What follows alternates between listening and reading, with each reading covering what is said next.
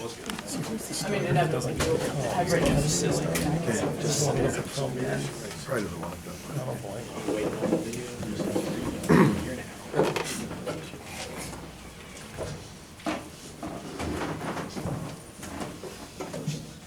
So Justin, how far away is Tomball from NRG? It's like 30, 45 minutes. So yeah, I mean, I've made that trek plenty of times, so it'd be fun. What for, like for Texans games, or what have you gone from Tomball to NRG for? My homeschool team, which I'm sure that'll stir up a whole lot of jokes. My homeschool team had practice at a high school kind of towards downtown Houston. So yeah, I mean, obviously Houston's huge anyway, so you gotta drive a distance to go anywhere. But that's kind of the type of path that I would take. So is Tomball like a suburb, or is there like a downtown portion to it, or is it like, what's the deal with it? It's like there's a downtown, but you can snap your fingers and you're already through it. So I mean, it's its own little city, but it's not too big. Have you ever been in that stadium before for football or basketball? Have I been to a Texans game? I might have been to one Texas game. Or a college football game, anything like that? Yeah, I think it might have been one Texas game. Texas game. What do you think of it as a basketball building, having been there for football? What do you think you'll think of it, I guess is a better way to It would be put just like playing at Syracuse, which is kind of fitting, I guess. But yeah, kind of got used to the depth perception probably, which is good that we're getting there early and we'll have practice in the arena. Justin, you said back in Charlotte, ACC Media Day, how special it would be to go to Houston for the Final Four, now that that's a realization, it's going through your mind, and how excited are you, and family, and all that stuff? I mean, it's good to take these guys back to my hometown. But just to be in the Final Four, I've said this multiple times, it could be in Canada, it could be in Mexico, wherever. But just to be in the Final Four was something that we've all worked on and worked for this whole entire year and in the off season. So add on the fact that it's back in my hometown, and it just kind of adds on to the excitement factor. Joel, when Marcus was struggling with his shot, particularly in January, what did you see with him trying to sort of wrestle with his shot, trying to stay positive, trying to contribute in other ways? Was it something you thought he was stressing about it? Do you think he handled it well? I think he handled it pretty well. Sometimes when you shoot and you're not making the shots that you want, sometimes you start pressing and start forcing things. And Marcus did a great job of not trying to force anything. He just let the game come to him. And I mean, he's done a lot for this school, for this basketball program. And he can make shots. And we know DeMarcus, and we know DeMarcus that can make shots. And I mean, it was sooner or later, it was going to click. And he just did a great job of staying in the gym and getting up extra shots after practice and stuff. So we knew it was going to come, but it was just a matter of time. So. Did you worry that he was getting down on himself or frustrated, or like you said, maybe thinking about it too much eventually gets in your head? You could see it sometimes he was thinking about it a little bit too much, but he tried to just help the team in other ways, whether it was passing or making a great play, or on the defensive end just stopping someone. So like I said, he did a great job of trying to just stay within himself and not try to press anything. So For both of you guys, I'm doing kind of a different story about Roy's sayings, Coach Williams' sayings like "Dadgum" and "Jiminy Christmas" and this and that. I wonder if you guys have like a favorite Royism that comes to mind.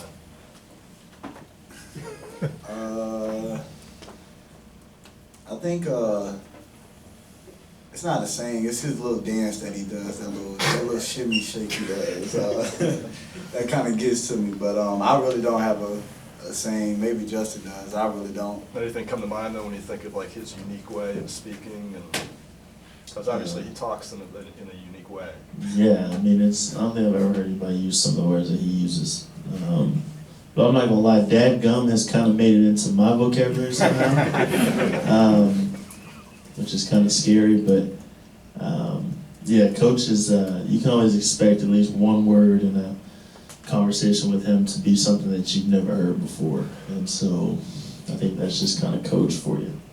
Was your use of dadgum, was it a conscious thing, or did you kind of catch yourself saying it like, good gracious? It wasn't conscious. You know, I don't know how it started. Kind of scared me at first whenever I first used it, because it was like, whoa, that's Coach rubbing off. But yeah, I've kind of made I've tried not to use it as much here lately, because I just don't know. I might go even further into more words into his vocabulary, so we'll try to steer clear of that a little bit, let him have his own vocab. Is there a thought of the day that maybe sticks with you? Well, I mean, I really don't have to memorize the thought of the day anymore, so I really don't pay much attention to it. I know that's bad to say, but I know Coach is gonna get on me for that one. But I mean, there's a lot of them. I mean, we have how many practices? 90-something practices. So I mean, it's 90 quotes. So I don't think you guys will be able to memorize it either. So yeah. Was there at one point that you had to remember? Yeah, freshman year we always had, me, Justin, and Theo had the quote, the defensive quote and the offensive quote. So I could probably, if you asked me that question last year, I'll probably be able to give you one. But this year it's kind of hard just because I'm a visual learner, so I got to see it to be able to memorize it. So. Y'all got here as freshmen. How easy was it to come into this team? The chemistry seems so good this year, and you have senior leaders like Bryce and Marcus. And what's it been like, kind of immersing yourself in this team and this group of guys? Both of y'all. I just feel like this year's team, we have different personalities, and they all just kind of come together. I think we do a great job of trying to balance out, having fun and then also being focused on the court. I think we've done a great job with that this year. As you all know, Theo, brings out the fun in us. So that's we like that. And then I do my part. I think Justin does his part with that also. But we've done a great job of trying to balance out enjoying this process and having fun with it at the same time, being focused. Justin, Carolina under Roy has this history of playing from the inside out. So the big guys, can know their role, and the point guards can be pitched on, what they can do. Did you guys talk in your recruiting about how you as a wing player kind of fit into that? Maybe a little bit. Honestly, we didn't talk much about, where I would fit in, what I would need to do, or anything like that. It was just kind of what we could accomplish as a team. Coach, I guess, whenever he came into the house, he told me there'd be days I wouldn't like him. There'd be days that I would love him. But at the end of the day, he's just going to coach for the team. And so, honestly, if you look at the system, we play through our bigs a lot. Coach puts a lot of pressure on the point guards. And so for us on the wings, biggest thing that he tells us is defensively, getting on the boards. And then offense, we just got to execute and take advantage of the times that you have. So for me, that's kind of what I try to do.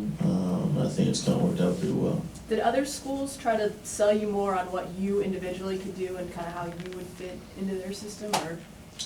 Yeah, I think, but that's also the reason why we're in the Final Four and some of them aren't. At the end of the day, it's all about the team.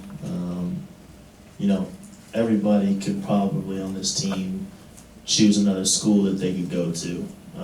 But this is where I am. This is where I think all of us want to be. And we're in the Final Four, so you can't really be a lot more happier than that. So as you have going to the biggest stage and you haven't been there and all that stuff, is there some sense that the pressure's off by getting there? No. I can't say the pressure's off. Not all off, but I mean. Then again, we don't have a ton of pressure on ourselves anyway. Y'all might have pressure on us. But for us, we worry about our team, how we play for each other, you know, how hard we work. And we know if we play the way we know how to play and our coach tells us to play, that we could be pretty successful. What's it been like for you guys watching Marcus and Bryce finally getting to, you know, this platform after everything that they've been through? It's great. You know, they've been through a lot. You know, they made it. We made it to the Sweet 16 last year, lost. Then they got to the same spot last year, the year before, and lost. So, you know, it's been a rough stretch for them, but to be able to, you know, get them to this spot and help them, you know, accomplish some of the goals that they wanted to accomplish by coming here. I mean, that's a blessing, and I'm honored to be able to, you know, compete with them and be able to do it for them. I mean, I'm not a person that, you know, wants to do it for myself. I want to do it for other people, especially, you know, those three guys, Joel, Bryce, and Marcus, who, you know, been here and put in time. You know, it's great to be able to do that for them. Did those guys say anything to you after you won that Sweet 16 game about like getting over the hump or anything like that? They just you know, they just joke around and say, you know, this is my last go around. And like I told everyone else the other day, when we were shooting free throws at the end of the game, I told Marcus that, you know, we did this for you guys. We want to do it for you all. You know, y'all put in a lot of time here, so you know, we want to send you guys out with a bang. So. For both guys, from a chemistry standpoint, could a Brandon Ingram or JP Chokoto have fit in on this roster? Probably. I think those two guys, obviously JP played with us last year, and he seemed to fit pretty well. And Brandon seems like a guy that could probably fit in pretty well. So I would probably say probably. JP? Yeah, I mean, JP went here, so I mean, he's definitely he'll be able to fit into this team. It's hard to say for Brandon just because, you know, he's over at Duke, and I mean, he pretty much, you know, they play a different type of game than we do, so it's kind of hard to say, you know, if he would fit in our system. So. Joel, Roy said in recent weeks that you've been probably the most consistent player on this team all season, but entering the year, is that something that you kind of like has priority for yourself at that point guard position, being consistent? Kind of. I mean, I never really thought about it, but like I've always said, you know, I try to play within myself. I never try to do anything over my head. Never try to do anything I know I can't do. I just think it's all about just like I said, playing within yourself, knowing what you can do, taking a shot if you're open. If you know it's not open, you know, swing the ball and take a few extra seconds off the clock. So, like I said, and then also just valuing the ball. That's pretty much it as a point guard, you know. And then it all goes back to just staying within and what you can do. So. What sort of advice did Marcus give you about all of that entering the season? I just think it started my freshman year.